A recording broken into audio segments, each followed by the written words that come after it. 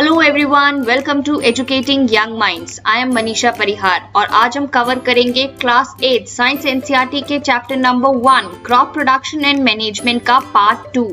इस चैप्टर को 3 पार्ट्स में बनाया गया है। इससे पहले पार्ट 1 भी है। अगर आपने पार्ट 1 नहीं देखा है तो प्लीज पहले पार्ट 1 देखिए। इस पार्ट को कंप्लीटली देखने के बाद पार्ट 3 भी देखिए। तीनों पार्ट्स में आपका चैप्टर पूरी तरह से कवर हो जाएगा। बहुत डिटेल में मैंने एक्सप्लेन किया है। तो चलिए शुरू करते हैं हमारे चैप्टर का नेक्स्ट पार्ट, पार्ट 2। अब सोइंग क्या है? Sowing is placing the seed in soil for growing crop plants. Sowing is the process of planting. आप देख रहे हैं कैसे यहाँ पर हम सीड्स को सो कर रहे हैं सॉइल में, राइट? अब इसके लिए सबसे पहले क्या इंपॉर्टेंट है? इंपॉर्टेंट है कि आपकी सीड्स की सिलेक्शन, कि आपकी सीड्स हेल्दी हो, हाई यील्डिंग हो, गुड क्वालिटी की हो, इंसेक्ट्स और डिजीजेस उनमें ना हो, राइट? इसके लिए आप क्या कर सकते हैं? सीड्स को पानी में डाल सकते हैं। जो सीड्स डैमेज्ड होंगी वो हॉलो होंगी, इसलिए वो लाइट हो जाएंगी और वो फ्लोट करने लगेंगी पानी में, और जो आपकी हेल्दी सीड्स हैं वो सेटल डाउन हो जाएंगी। तो आप सेपरेट कर सकते हैं हेल्दी सीड्स को डैमेज सीड्स से। चलिए अब हम बात कर लेते हैं सीड सोइंग मेथड्स की। पहला मेथड है ब्रॉडकास्टिंग और सीड स्कैटरिंग। बहुत ही आसान सा मेथड है। कुछ नहीं करना है, फील्ड में चलते जाना है और सीड्स को हर डायरेक्शन में फेंकते जाना है।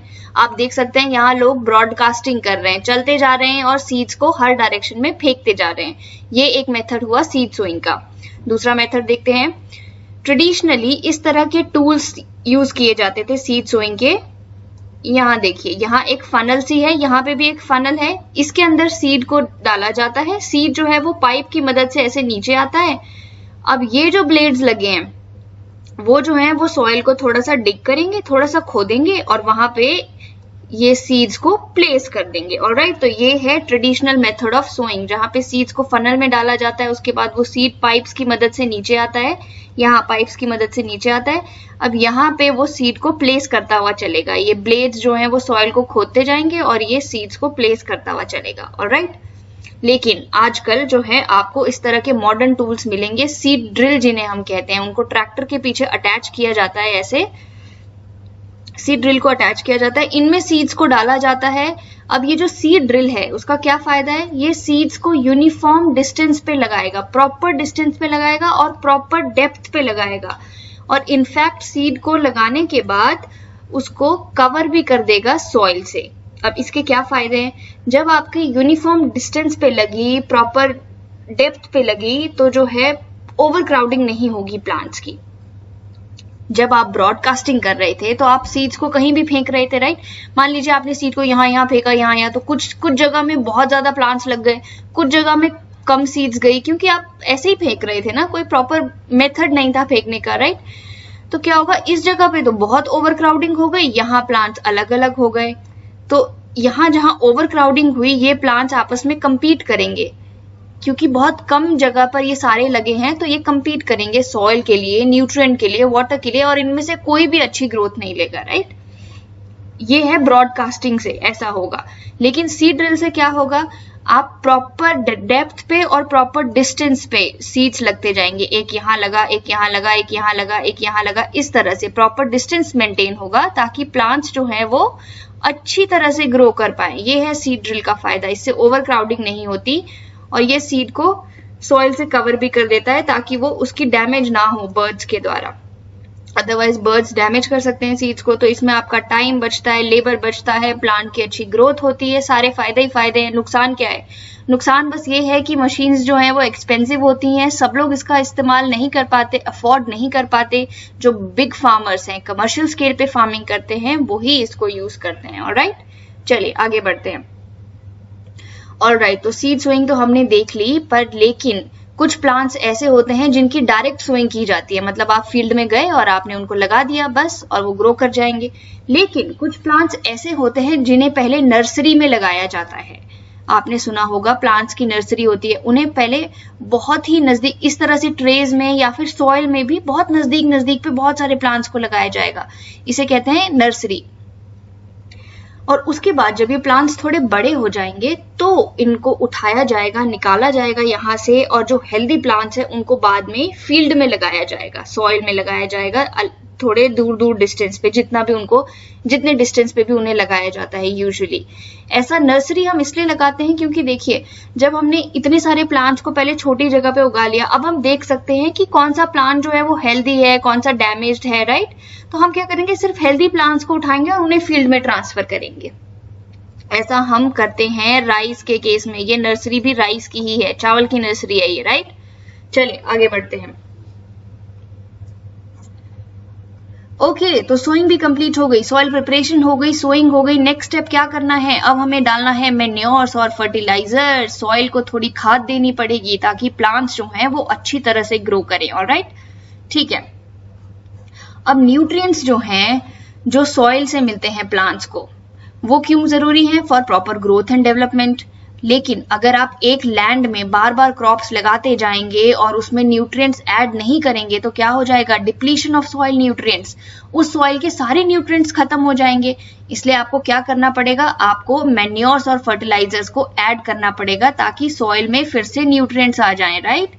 मैंने क्या कहा, मैंने कहा ये थी आपकी सॉइल, मान लीजिए इसमें इतने न्यूट्रिएंट ऑलरेडी प्रेजेंट थे। आपने जो है ये प्लांट लगा दिया, अब इस प्लांट ने इस न्यूट्रिएंट को ले लिया। हमें पता है कि प्लांट फोटोसिंथेसिस के लिए वाटर और मिनरल सॉइल से लेता है, राइट। अब प्लांट ने इस न्यूट्रिएंट को ले लिया। अब अगले साल आपने इसी सॉइल में फिर से एक और प्लांट लगाया। अब क्या हुआ, इस सॉइल में तो न्यूट्रिएंट है ही नहीं, न्यूट्रिएंट तो पिछली बार ही खत्म हो गया। अब तो ये जो प्लांट है इसकी ग्रोथ पे बहुत ही फर्क पड़ेगा, बिल्कुल भी हेल्दी नहीं होगा, वीक होगा, यील्ड अच्छी नहीं आएगी। इसलिए आपको बार बार जो है वो न्यूट्रिएंट्स को रिप्लेनिश करना पड़ता है, बार बार सॉइल में डालते रहना पड़ता है, ठीक है। तो जो substances which are added to the soil in the form of nutrients for healthy growth of the plants, उनको हम कहते हैं मैन्योर्स एंड फर्टिलाइजर्स। देखते हैं मैन्योर्स और फर्टिलाइजर्स क्या हैं। बिफोर दैट ये देखिए, ये एक एक्सपेरिमेंट है जिसमें यहाँ टोमेटो प्लांट लगाए गए हैं। इन प्लांट को फर्टिलाइजर्स दिए गए हैं और इन प्लांट्स को फर्टिलाइजर्स नहीं दिए गए हैं। आप बहुत ही आसानी से कंपेयर कर सकते हैं कि फर्टिलाइजर देने से प्लांट्स की ग्रोथ कितनी ज्यादा अच्छी होती है, राइट।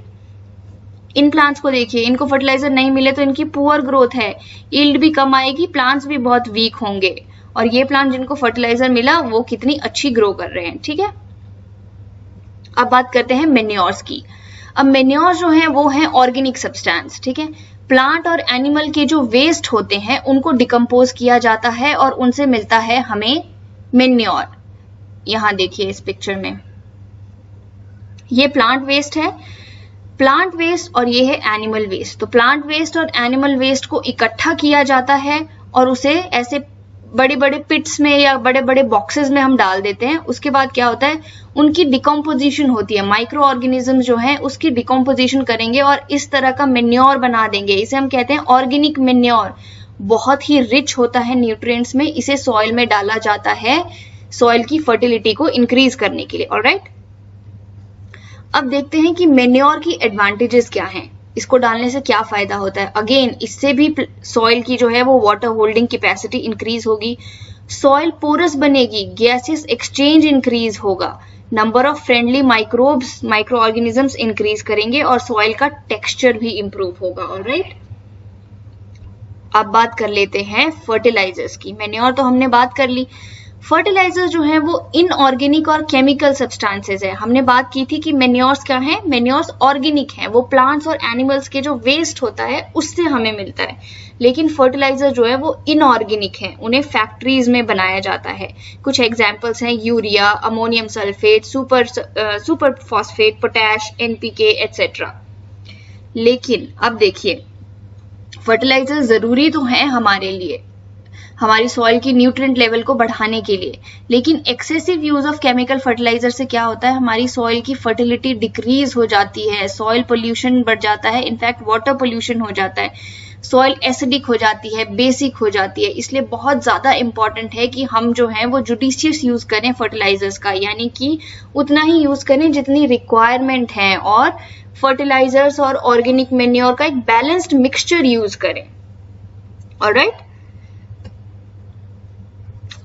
ओके, तो इस टेबल में है हमारे पास मैन्योर्स और फर्टिलाइजर्स के बीच का डिफरेंस। हम सबको पता लग गया मैन्योर्स नेचुरल है, किससे मिलते हैं, ह्यूमन और प्लांट और एनिमल वेस्ट की डिकम्पोजिशन से, राइट। और जो फर्टिलाइजर्स हैं वो इनऑर्गेनिक हैं। मेन्योर्स कहाँ बनाए जाते हैं? कहीं पे भी आप फील्ड्स में भी प्रिपेयर कर सकते हैं, बड़े बड़े बॉक्सेस में डाल के या हीप इकट्ठा करके, लेकिन फर्टिलाइजर्स कहाँ बनाए जाते हैं? फैक्ट्रीज में।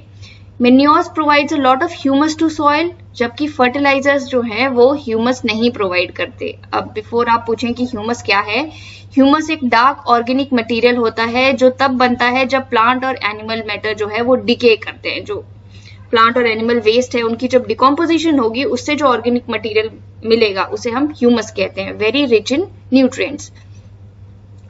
लेकिन मेन्योर्स जो होते हैं वो थोड़े कम रिच होते हैं प्लांट न्यूट्रिएंट्स में एज कंपेयर टू फर्टिलाइजर्स। बस यही कमी रह गई। फर्टिलाइजर्स जो होते हैं वो बहुत ज्यादा न्यूट्रिएंट रिच होते हैं, क्योंकि उनको फैक्ट्रीज में बनाया जाता है तो उनको उसी तरह से बनाया जाता है कि वो बहुत ज्यादा न्यूट्रिएंट सप्लाई करते हैं। लेकिन हमने बात की थी इनका एक्सेसिव यूज नहीं करना चाहिए, राइट? ऑलराइट, तो यहाँ है हमारे पास दो और मेथड्स जिससे हम सॉइल न्यूट्रिएंट्स को रिप्लेनिश कर सकते हैं। पहला मेथड है क्रॉप रोटेशन। करना क्या है? कुछ नहीं, क्रॉप की रोटेशन करनी है। क्रॉप को रोटेशन वाइज लगाना है, मतलब ऑल्टरनेटिवली लगाना है। फॉर एग्जाम्पल, आपने पहले एक साल में लेग्यूम क्रॉप लगाया, अगले सीजन में कोई ग्रेन क्रॉप लगाइए, फिर लेग्यूम क्रॉप लगाइए। ऐसा क्यों? हमें पता है कि लेग्यूम क्रॉप जो है वो एटमॉस्फेरिक नाइट्रोजन को फिक्स कर सकते हैं। उसमें राइजोबियम बैक्टीरिया होता है, हमने ऑलरेडी पिछली क्लासेस में ये पढ़ा है। तो राइजोबियम बैक्टीरिया एटमॉस्फेरिक नाइट्रोजन को फिक्स कर सकता है। तो जब आप लेग्यूम क्रॉप लगाएंगे तो सॉइल की जो नाइट्रोजन स्टेटस है वो बहुत इंप्रूव हो जाएगी। फिर आप ग्रेन क्रॉप लगाइए, ठीक है, ताकि ग्रेन क्रॉप जो है वो उस नाइट्रोजन को यूटिलाइज कर सके। फिर नाइट्रोजन कम हो जाएगी तो अगले साल फिर से लेग्यूम क्रॉप लगाइए। इस तरह से क्रॉप रोटेशन करके अलग अलग क्रॉप्स को लगा के आप सॉइल के न्यूट्रिएंट स्टेटस को रिप्लेनिश कर सकते हैं। ऑलराइट, दूसरा तरीका होता है सॉइल को एकदम खाली छोड़ देना। जब आपको लगे 2-3 साल आपने बहुत सारी क्रॉप्स लगा ली हैं, सॉइल का न्यूट्रिएंट लेवल जो है वो डाउन हो चुका है, तो आप जो है लैंड को बिल्कुल अनकल्टिवेटेड छोड़ दीजिए, ताकि वो कुछ महीनों तक बिल्कुल अनकल्टिवेटेड रहे और जितने भी न्यूट्रिएंट्स हैं वो रीस्टोर हो जाएं। ऐसे लैंड को हम कहते हैं fallow land, which is left uncultivated for a season in order to let it recover its fertility. Alright, ठीक है, आगे बढ़ते हैं। ऑलराइट, सॉइल प्रिपरेशन हो गई, उसके बाद सोइंग भी हो गई, मेन्योर्स एंड फर्टिलाइजर भी डाल दिए। नेक्स्ट स्टेप है इरिगेशन। भाई पानी भी तो देना है प्लांट्स को। ऑलराइट, तो आर्टिफिशियल एप्लीकेशन ऑफ वाटर। जब हम आर्टिफिशियली वाटर को अप्लाई करते हैं सॉइल में for the purpose of crop production, तो उसे कहा जाता है इरिगेशन। अब प्लांट्स को पानी क्यों चाहिए? प्रॉपर ग्रोथ एंड डेवलपमेंट के लिए, सीड जर्मिनेशन के लिए, न्यूट्रिएंट्स को ट्रांसपोर्ट करने के लिए, अपने आप को फ्रॉस्ट और हॉट एयर करंट से बचाने के लिए, और सॉइल की जो है मॉइस्चर लेवल को मेंटेन करने के लिए। बहुत सारे रीजन है पानी लेने के लिए, राइट? ऑलराइट, तो जो हम इरिगेशन करते हैं उसकी टाइम एंड फ्रीक्वेंसी, मतलब हम कब इरिगेशन देंगे, कितनी इरिगेशन देंगे, ये डिपेंड करता है कि आपने कौन सी क्रॉप लगाई है, आप किस सॉइल में क्रॉप लगा रहे हैं और आप किस सीजन में प्लांट को कल्टीवेट कर रहे हैं। फॉर एग्जाम्पल, जैसे राइस है, जो राइस का प्लांट होता है उसको बहुत ज्यादा पानी की जरूरत होती है। वहीं अगर आप बाजरे के प्लांट की बात करें तो उसे बहुत कम पानी चाहिए। वैसे ही अगर आपने सैंडी सॉइल में, आपकी सॉइल जो है वो सैंडी है, तो उसे ज्यादा पानी चाहिए होगा। और वहीं अगर आपकी सॉइल क्लेई है, चिकनी मिट्टी है, तो उसे कम पानी चाहिए होगा। समर सीजन में अगर आप क्रॉप लगा रहे हैं तो ऑब्वियसली आपको ज्यादा पानी चाहिए। अगर आप मॉनसून या विंटर सीजन में लगा रहे हैं तो आपको कम पानी चाहिए। तो इरिगेशन डिपेंड करती है type of crop, type of soil और किस सीजन में आप कल्टीवेशन कर रहे हैं। ऑलराइट, अब सोर्सेज ऑफ इरिगेशन का क्या है? पानी जो है प्लांट्स को देना तो है, पर पानी आएगा कहाँ से? वेल से आ सकता है, कुएं से आ सकता है, ट्यूबवेल से आ सकता है, ponds, lakes, rivers, dams, canals, ये सारे हो गए हमारे सोर्सेज ऑफ इरिगेशन। ऑलराइट, ठीक है, अब मेथड्स ऑफ इरिगेशन क्या है? मेथड्स ऑफ इरिगेशन हुए कि किस तरह से हम पानी देते हैं। कुछ है ट्रेडिशनल मेथड्स जो हम पहले यूज किया करते थे, जैसे मोट और पुली सिस्टम, चेन पंप, ढेकली, राहत सिस्टम, और कुछ है मॉडर्न मेथड्स जो हम अब यूज करते हैं, जैसे ड्रिप और स्प्रिंकलर इरिगेशन। ऑलराइट, तो ये हो गए हमारे सोर्सेज ऑफ वाटर, जैसे वेल हो गया, यहाँ पे ट्यूबवेल हो गया, डैम्स हो गए, ये कैनाल हो गई, रिवर हो गया, लेक हो गया, यहाँ सबसे हमें मिलता है पानी जो हम इरिगेशन के लिए यूज करते हैं। अब बात करते हैं मेथड्स ऑफ इरिगेशन की, कि हम इरिगेशन कैसे देते हैं प्लांट्स को। ठीक है, तो जो ट्रेडिशनल मेथड्स हैं उसमें जनरली कैटल और ह्यूमन लेबर इन्वॉल्व हैं, तो ये चीप तो हैं बट लेस एफिशिएंट हैं, ठीक है। इसलिए अब हम इन मेथड्स को यूज नहीं करते, अब हम मॉडर्न मेथड्स को यूज करते हैं, लेकिन हमें पढ़ना तो है इनके बारे में। तो चलिए एक एक करके इन मेथड्स के बारे में पढ़ते हैं। सबसे पहले बात करेंगे हम मोट और पुली सिस्टम की, फिर चेन पंप, फिर ढेकली, फिर राहत और लीवर सिस्टम की। ऑलराइट, तो मोट और पुली सिस्टम में क्या है, डायग्राम से समझते हैं, बहुत ही आसान है, कुछ नहीं है। ये एक फार्मर है, फार्मर क्या है, उसके हाथ में ये एक रोप है, ठीक है। यहाँ लगी है एक पुली और रोप से अटैच्ड है बकेट, ये है उसका वेल। तो वो क्या करेगा, इस पुली की मदद से पानी खींचेगा वेल से, और उसके बाद ये पानी बाहर आ गया। अब इस पानी को वो इस तरह से कुछ चैनल बना देगा कि भाई यहाँ से जो पानी है उसके फील्ड में चला जाए, और इसमें डालेगा, और ऐसे करते करते पानी जो है फील्ड में चला जाएगा जहां क्रॉप्स लगाई गई हैं। सिंपल, ये है आपका मोट और पुली सिस्टम।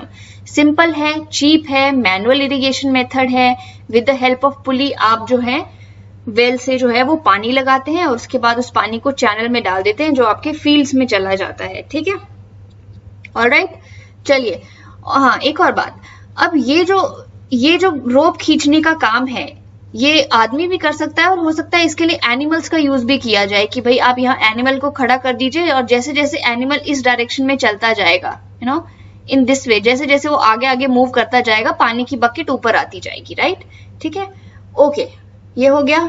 नेक्स्ट है हमारे पास चेन पंप सिस्टम। ये सब देख के डरिए मत, सिंपल सा है। यहाँ देखिए, चेन पंप सिस्टम में क्या होता है, ऐसे दो व्हील्स होते हैं, एक व्हील इधर होता है, एक व्हील नीचे होता है। ये है हमारा वाटर सोर्स जहां से हमें पानी निकालना है। फॉर एग्जाम्पल अज्यूम कर लीजिए ये एक वेल है, कुआं है, ठीक है। तो चेन सिस्टम में इस तरह से दो व्हील होंगे जो कनेक्टेड होंगे एक चेन से। ये चेन लग रही है, दिख रही है आपको। जो नीचे वाला व्हील है वो आधा डिप है इस वाटर सोर्स में। अब क्या होगा, जब इस व्हील को घुमाया जाएगा, ये ऊपर वाला व्हील है, इसको घुमाया जाएगा। अब ये इसको घुमा कौन सकता है, कोई भी इंसान घुमा सकता है, या फिर हम पंप की मदद ले सकते हैं। तो जब ये व्हील रोटेट करेगा ये पूरी चेन घूमने लगेगी, ठीक है। और क्या होगा, धीरे धीरे जो है ये बकेट्स जो है, ये जो खाली बकेट्स है ये नीचे आ रही हैं। इन खाली बकेट्स में पानी भरता जाएगा। आप देख रहे हैं इस बकेट में पानी भर गया, चेन कॉन्टिन्यूसली रोटेट कर रही है, ठीक है। यहाँ से चल रही है आगे आगे आगे, और इस तरह से फिर ऊपर ऊपर जा रही है। फिर इन बकेट्स में पानी भरेगा, भरी हुई बकेट्स ऊपर जा रही हैं, और यहाँ जाके इस तरह से सिस्टम होगा कि यहाँ जाके पानी उनका गिर जाएगा, ठीक है। यहाँ हम पानी कलेक्ट कर रहे हैं। फिर बकेट खाली हो गई, फिर बकेट वैसे ही नीचे नीचे जाएगी, पानी लाएगी, ऊपर भरेगी और यहाँ कलेक्ट कर देगी। इस तरह से ये पूरा चेन पंप सिस्टम होता है। और यहाँ जो पानी कलेक्ट हो गया, अब हमने यहाँ इधर से हम इसको फील्ड में डाइवर्ट कर देंगे। मान लीजिए यहाँ हमारा फील्ड है जहां हमने क्रॉप लगाई है, तो यहाँ से पानी लेंगे और इसको अपने फील्ड में डाल देंगे, ठीक है। इस डायग्राम में ज्यादा अच्छे से समझ नहीं आ रहा है, पर बस इतना ही है कि यहाँ पानी कलेक्ट हो रहा है और उसके बाद यहाँ से जो है वाटर जो है वो फील्ड्स में डाल दिया जा रहा है। तो ये है हमारा चेन पंप सिस्टम। ऑलराइट, दूसरा देखते हैं। अगला सिस्टम है ढेकली सिस्टम। ढेकली सिस्टम में क्या होता है, ये होता है एक वुडन लॉग, और इसको आप एक ऐसे फोक शेप ट्री पे ऐसे सपोर्ट लेके इस तरह से लगा देते हैं। इसके एक तरफ आप लगा देंगे स्टोन, एक हैवी स्टोन, और दूसरी तरफ रोप से आपने ये बकेट बांध दी, और ये है आपका कुआं, जैसे यहाँ पे भी है। अब क्या होगा, जैसे ही आप इसको, इस वाले पार्ट को, यहाँ देखिए इस वाले पार्ट को आप नीचे करेंगे, तो क्या होगा कि ये जैसे सी सॉ में होता है, एक को आप नीचे करेंगे तो दूसरा ऊपर आ जाता है। तो ये वाला पार्ट जो है वो आपका ऊपर हो गया। फिर क्या होगा, पानी की बकेट जब भर जाएगी तो आप उसको छोड़ दीजिए, ये नीचे आ जाएगा और भरी हुई बकेट ऊपर आ जाएगी। सीसॉ में ऐसे ही होता है ना, एक नीचे जाता है तो ऊपर आता है, दूसरा नीचे जाता है तो दूसरा वाला ऊपर आ जाता है, राइट। तो पहले आपने बकेट को ऐसे नीचे कर दिया, बकेट भर गई तो आप इसको छोड़ दीजिए, ये नीचे आ जाएगा, बकेट ऊपर आ जाएगी। अब बकेट से पानी लीजिए और अपने फील्ड में डाल दीजिए। ये है ढेकली system. Rope and bucket are tied to one end of a wooden log. Wooden log के एक एंड पे आपने रोप और बकेट को टाई कर दिया, दूसरे एंड पे क्या है आपके स्टोन लगाए या कोई भी भारी चीज लगी है, यहाँ हमने ये स्टोन लगाया है, ऑलराइट। और इस तरह से हम पानी को निकालते हैं, इसे कहते हैं ढेकली सिस्टम। ओके, अब लास्ट सिस्टम है हमारे पास राहत सिस्टम। इसमें क्या है, ये भी वैसा ही चेन पंप जैसा है, इसमें भी चेन होगी, व्हील्स होंगे, बस इसमें एक डिफरेंस है कि जो व्हील को घुमाने का काम है वो एनिमल्स करेंगे। एनिमल ऐसे राउंड राउंड घूमता जाएगा, तो व्हील क्या होगा, यहाँ से ऐसे ऐसे चारों तरफ घूमता जाएगा, व्हील रोटेट करेगा। व्हील रोटेट करेगा, नीचे कुएं में से, बकेट में से पानी भर के लाएगा, कहीं एक जगह इकट्ठा होगा और फिर उससे उस पानी को वहां से फील्ड में डाल दिया जाएगा। ऑलराइट, ये देखिए ऐसे एनिमल जो है वो घूमता रहेगा, यहाँ बकेट्स नीचे जाती रहेंगी, पानी ऊपर आता रहेगा, एक जगह इकट्ठा होगा, फिर उसको यूज करके हम उसको फील्ड्स में डाल देंगे। तो इसमें है water is drawn out from well with the help of animals. Animal like cow, buffalo, oxen are connected to wheel. Animals move and rotate the wheel which lead to drawing out of the water from the well. जैसे जैसे ये move करेगा, wheel rotate करेगा और पानी जो है वो ऊपर आता रहेगा। Similar to chain pump system है, बिल्कुल वैसा ही होगा, बस इसमें एनिमल है जो व्हील को रोटेट करेगा। राइट, ये है हमारा राहत सिस्टम। ऑल राइट, तो आपने देखा होगा कि जितने भी ये ट्रेडिशनल सिस्टम थे, मोट सिस्टम, ढेकली, चेन पंप और राहत सिस्टम, टाइम कंज्यूमिंग है, इनमें ह्यूमन और एनिमल लेबर चाहिए और बहुत सारे पानी की वेस्टेज भी हो रही है। राइट, ये देखिए वेल से या किसी और सोर्स से पानी को निकालने के बाद इस तरह से फील्ड्स में डाल दिया जाता है। कितना ज्यादा पानी जो है वो वेस्ट हो रहा है। राइट, इसको इस तरह से समझिए, जब भी हम किसी प्लांट को इरिगेट करते हैं तो सॉइल की एक वाटर होल्डिंग कैपेसिटी होती है। उसकी कैपेसिटी होती है कि वो कितने वाटर को होल्ड करके रख सकता है। उतने वाटर को मान लीजिए सॉइल ने होल्ड कर लिया, उसके बाद जितना भी एक्स्ट्रा पानी आपने डाला उसका कुछ फायदा नहीं होगा, वो ऐसे पर्कुलेट कर जाएगा डाउनवर्ड, नीचे चला जाएगा और ग्राउंड वाटर में मिक्स हो जाएगा। ऑलराइट, सो ओवर इरिगेशन या एक्सेसिव इरिगेशन से हमें कभी फायदा नहीं होता है।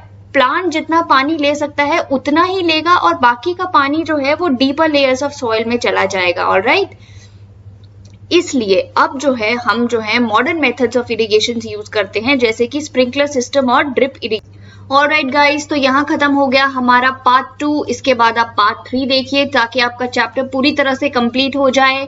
एजुकेटिंग यंग माइंड्स को सब्सक्राइब जरूर कीजिए। Thank you.